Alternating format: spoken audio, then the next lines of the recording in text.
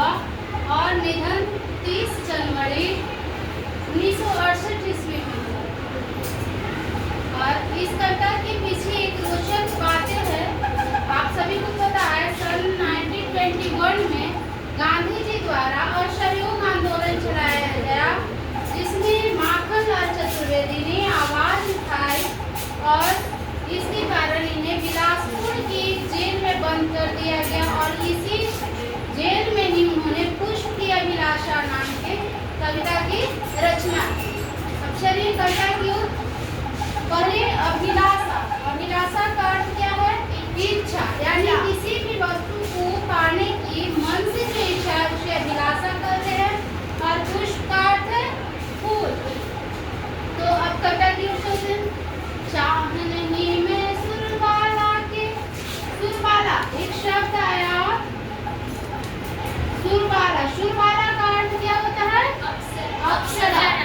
हिंदू मान्यता के अनुसार स्वर्ग में जो बालाएं नृत्य करती हैं उन्हें अप्सरा कहा जाता है और वो जो फूलों का श्रृंगार की रहती है, इसीलिए कहा गया चाहनी में सुरबाला के गहनों में गूंथा जाऊं। अर्थात पुष्प की यह अभिलाषा है कि मैं उन अप्सराओं के गहनों में गूंथे जाने की इच्छा मुझे नहीं है। चाहनी प्रेमी माला में बिन प्यारी तो ललचाऊं। प्रेमी माला का अर्थ होता है जब विवाह के समय वर वधू एक दूसरे को जो माला पहनाते हैं उन्हें वरमाला या प्रेमी माला कहा जाता है। तो पुष्प कह रहा है कि और ललचाओ मतलब लालसा। पुष्प की यह भी लालसा नहीं है कि उन प्रेमी माला में वो गूंथे और अपने भाग्य पर और अपने को ललचाए। चाह नहीं सम्राटों के शव का अर्थ होता है मृत शरीर।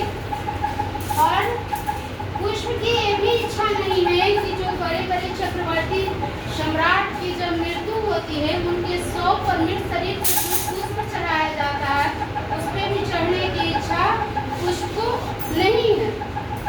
चाह नहीं देवों के सिर पर चलो भाग्य कर इखलाऊं।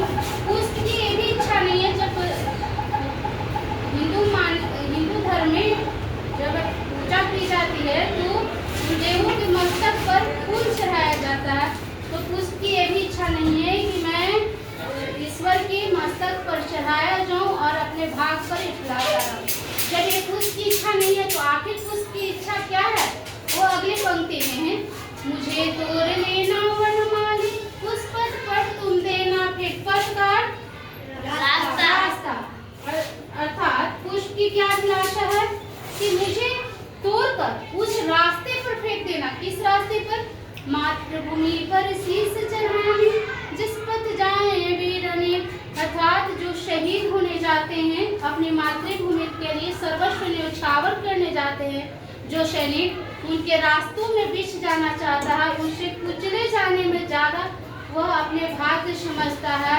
इस तरह से माखनलाल चतुर्वेदी अपने देश प्रेम को प्रकट किए हैं और यह बताए हैं कि अगर हमारा कार्य क्षेत्र कुछ भी हो, अपनी मातृभूमि पे यदि कभी मातृभूमि पर अपना मर मिटने की बात आए तो हमें अपना सर्वस्व न्यौछावर कर देना चाहिए।